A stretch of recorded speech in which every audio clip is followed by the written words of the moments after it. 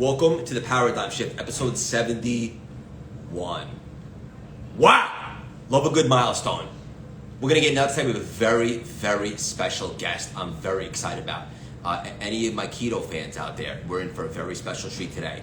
Waiting for our partner in crime, our co-pilot, the big bad articulate alligator, David Meltzer, also known as the quantum sex quail, and the Sex 60-second man coming on right now. Let's get buck wild. And I do mean buck wild.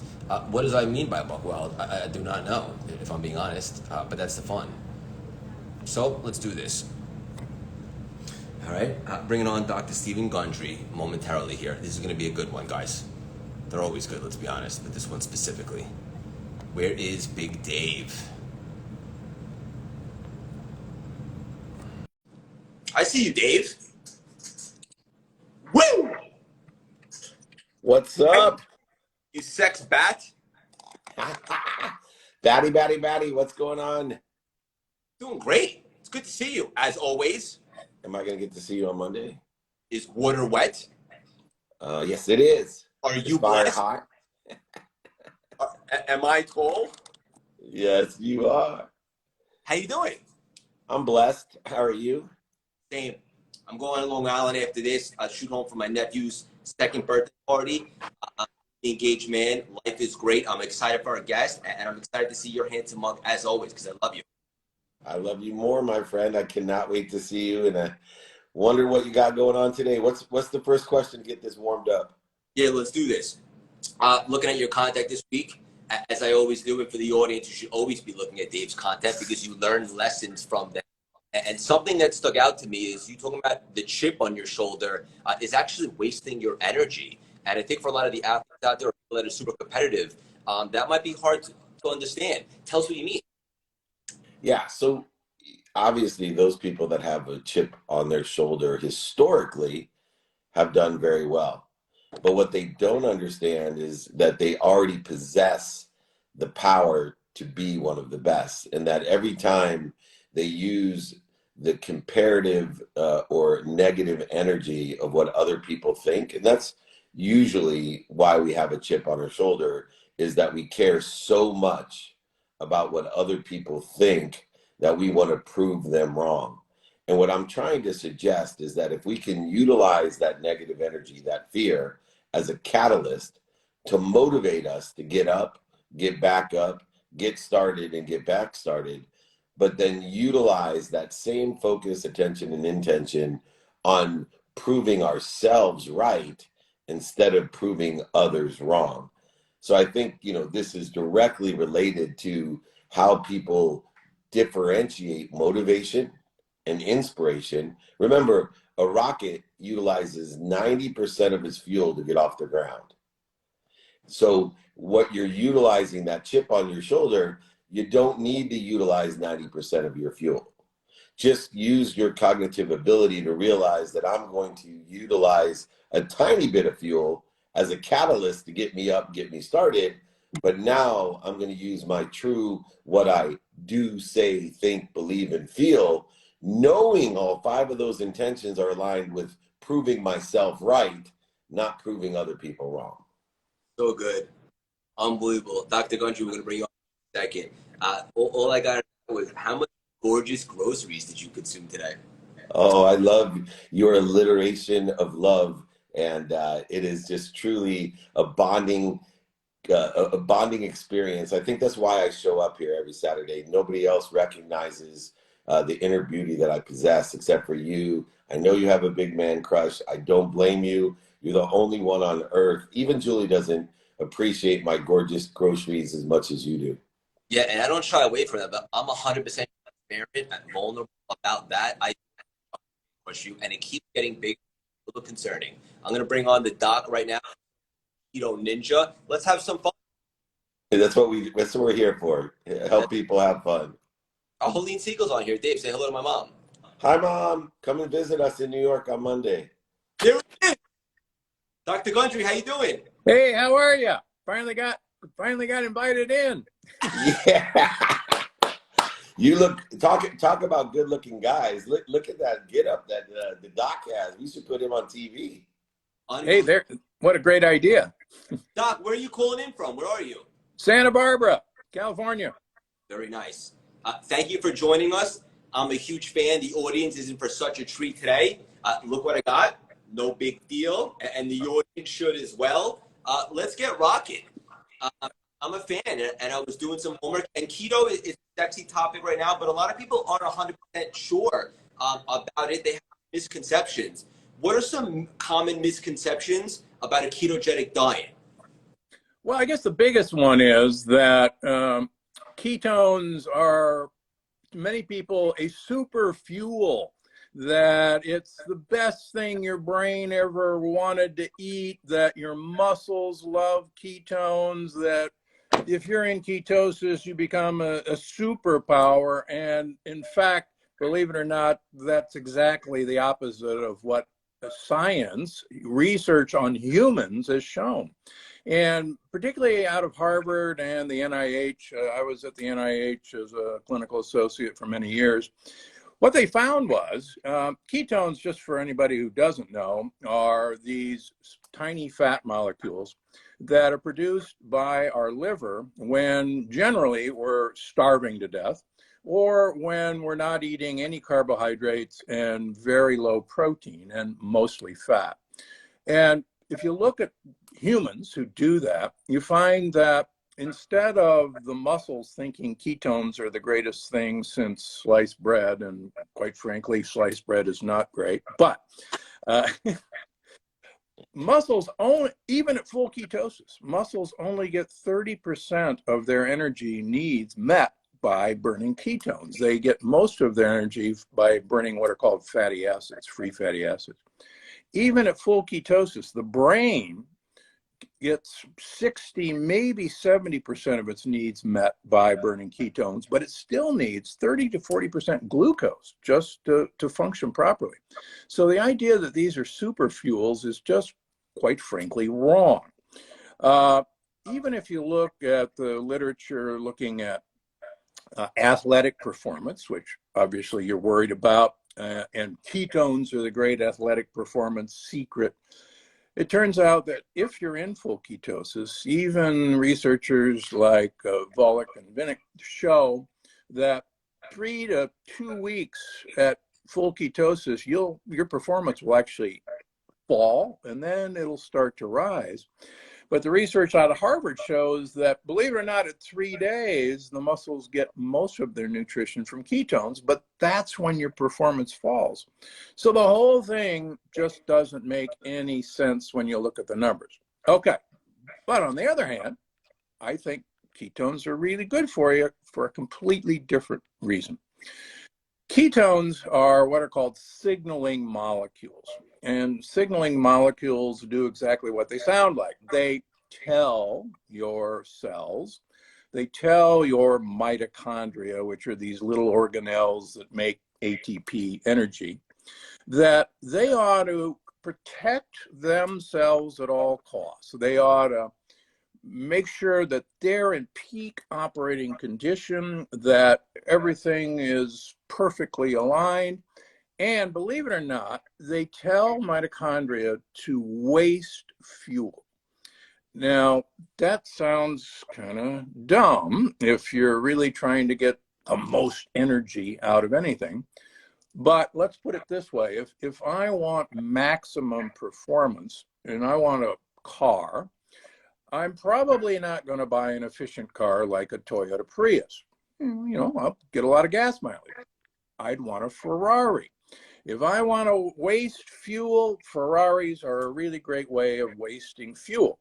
But they're going to get me the performance I want. And, Dave Asprey and I are buddies, and we talked about this, and Dave says, oh, I get it. It's kind of like having a non-restrictive muffler on your engine, and your engine can just blow through all this fuel and get maximal power. And I said, yeah, that's actually a good example. So what ketones actually tell you to do is improve the ability of your mitochondria to maximize your performance, but at the same time, wasting calories. And a lot of people hear that, oh, ketosis is a great way to lose weight. Well, it is if you can tell your mitochondria to become Ferraris. And the purpose of my book was to tell everybody how to make their mitochondria Ferraris instead of Toyota Priuses. But what? Yeah, two things. One, Dave Asprey is a friend of mine who also agrees with me about Ferraris, that the other great thing about owning a Ferrari is it lets all of the opposite sex know what your true anatomy is. So it's a key indicator. One of Is the that kind of like questions, having little hands too? exactly. Anyway, Doctor, I have a philosophy that I'd like to reconcile with science. And my philosophy is that we are connected to and through an omniscient, all-powerful, all-knowing source, an infinite source of power that, as Bob Proctor taught me for years, we have more power in our pinky that would light up all of Manhattan where Greg is right now. And so I shifted my paradigm in my life from trying, instead of getting more wealthy and more healthy and more worthy and more happy, I created a paradigm shift that says I am happy, healthy, wealthy, and worthy, connected to this great source. What am I doing to interfere with that power? How does your science help us create more ease to what we're connected to instead of dis-ease? Because I see a lot of the literature, a lot of the things that I study in nutrients and science, and especially in performance for athletes, that people aren't looking at the dis-ease that it's causing, and they look at a short-term effect and they make that the all-encompassing effect. And it seems to me that you might be able to help me reconcile your science with my philosophy. Yeah, that's a great question. In fact, when I started doing this over 20 years ago, it turns out that I used to give a 1-hour lecture called At Ease. And the opposite of being at ease is dis-ease. And so ease stands for eating, attitude, spirituality, and exercise. And if you have, boom. I love that. If you hear that all around now, you'll know why. That's brilliant. If you didn't write that down, you guys are missing out on the whole Saturday meeting. This is awesome. Yeah. And so, in what I found and what other researchers have found is that these are all, pillars of your table. And if you knock or have imbalance of any one of those pillars, you can have the greatest exercise program in the world. You can have the greatest food choices in the world. But really, if you don't have the right attitude, and before I hopped on, heard you guys talking about this, and if you don't have a connection to a group of people, to let's call it whatever we want, a higher energy field, and how you define that energy field is fine with me. If you want to put a religious name on it, if you want to put a God connotation on it, that's fine with me. But it is this, I think, an energy field that is something we all can tap into. We can feel it in different ways. So, but yeah, and if you look at very long-lived societies, and I spent most of my career as a professor at Loma Linda University in Southern California, and Loma Linda, the Adventists there are the only blue zone in the United States, the longest living people in the United States. And one of the things that's very clear with most of these blue zones is that wherever these people are, whether it's in Okinawa, whether it's in Sardinia, they all have this really interesting spiritual practice. And whether it's, spirituality connected to a higher power, or whether it's connected to Mother Earth, like Taoism, you're right. That's one of the most important ways of attaining great health, great longevity. So I completely agree with you, and science backs you up. This is also, I'm blown away by this conversation. First of all, thank you. I acknowledge, I appreciate all the wisdom everybody's getting today. And just like Dave said, everybody stuff down, guys. This is priceless on a Saturday morning. Dr. Gundry, ask you this because I saw you talk about this. Tell us about beige and brown fat. Sure. So there's actually three kinds of fat. There's white fat. There is brown fat. And brown fat is, many people have heard about brown fat. Brown fat is brown under the microscope because it's so loaded with mitochondria that it looks brown under the microscope. White fat, on the other hand, has very, very few mitochondria. So it looks white under the microscope, just like fat looks. What's really interesting is that brown fat actually makes heat.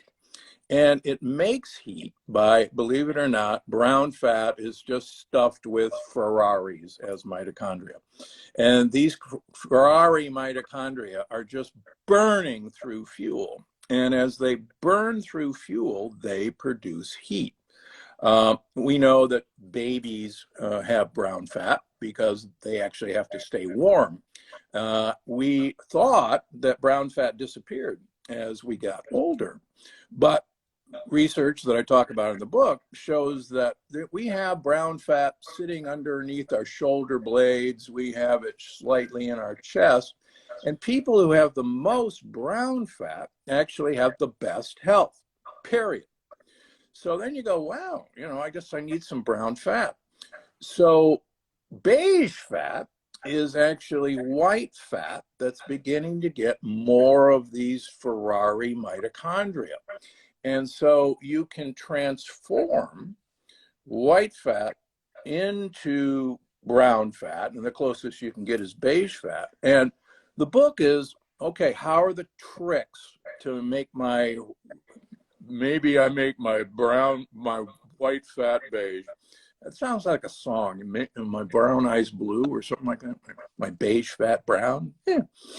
So how do you do that? Well, one of the things that's really hip and hot right now is ice baths. Yeah. Wim Hof, right? Yeah, exactly. And I've had Wim Hof on my podcast, and what he didn't know, but what the science is, that this cold exposure is a signal to your mitochondria to, believe it or not, make lots more mitochondria and to become Ferraris, start wasting fuel. And it's the same signal that ketones do. And what this book is, okay, we now know all these signals to turn your mitochondria into Ferraris, and here's how to do it. And choose one from column A, one from column B. My other house is in Palm Springs, and quite frankly, another great way to get your mitochondria revved up is to come to Palm Springs in the summer, and join me in 115-degree weather, and we'll just, we'll be outside in our sweat lodge, and that actually does the exact same thing. So extreme heat exposure, extreme cold exposure signals your white fat to become beige fat. Dave, we got to get some beige fat up in here.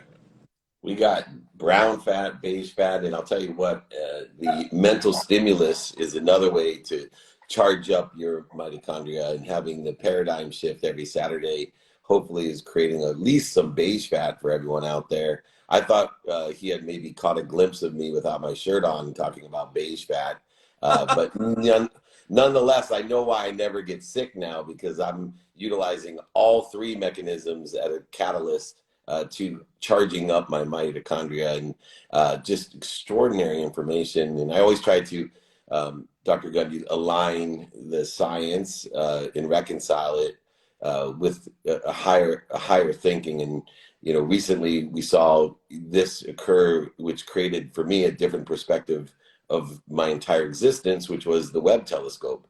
And when you're like a human Webb telescope, you're giving us a definition and pragmatic actual facts to what a lot of people think And when we see billions of galaxies with trillions of variables, it gives us a sense of not only humility, but also a sense of inspiration. And, you know, I will tell you that inspiration goes beyond keto, goes beyond cold.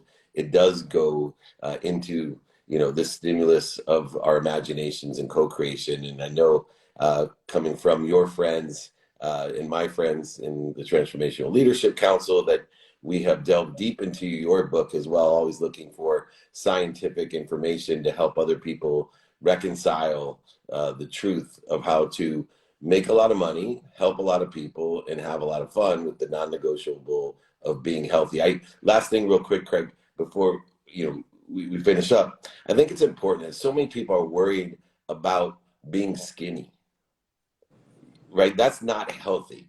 You know, I love people who weigh themselves every single day and literally are like, why did I gain 7 ounces yesterday? Well, I was exercising. I'm like, well, have you ever known that you're 80% water and all it would take is like a half a cup of water and you would weigh 7 ounces more? Like it blows my mind how people are so surface instead of looking within themselves. And we need people like Dr. Gundry, of course, to allow us to look deeper and to give us, that ease that makes our lives so enjoyable and other people's lives so enjoyable. Craig, do you want to bring this airplane home? Yeah, I just want to say what an awesome conversation, and there's so much more that we could tap into with like the gut stuff, and I definitely want to do some more things with you, Dr. G. We'll bring you back for a sequel for sure. That's really it. I'm excited to explore this stuff. It's so cool. Like Dave, just like you, like I get so fascinated when I learn all this stuff that I didn't even like brown fat, beige fat. Who even knew that was a thing? And I love the analogy, Ferrari and so forth. So much unbelievable wisdom, and also what Dr. G, you got a ton of charisma. Make it very digestible and deliverable. So thank you. Hey, thanks for having me on, guys. Great talking to you. And let's be at ease today. What do you say? Hell yeah. What a great takeaway. You are happy, healthy, wealthy, and worthy. Let's figure out what we're doing to interfere with it and live at ease. Thank you, Dr. G. Thank you, Craig. I'll see you guys soon. Have a great Saturday, gentlemen. Thank you. Thanks, everybody, for tuning in. Bye, guys. Buy that book, by the way. Buy that book. Thanks. There you go. Thank you. Unbelievable episode. The Paradigm Shift, episode 71 in the books. Guys, go check out Dr. G's book. Unbelievable wisdom, knowledge, and he just makes it so much fun to digest it. All right, guys, let's have a great weekend. And Dr. G, I'm going to connect with you after. Thanks.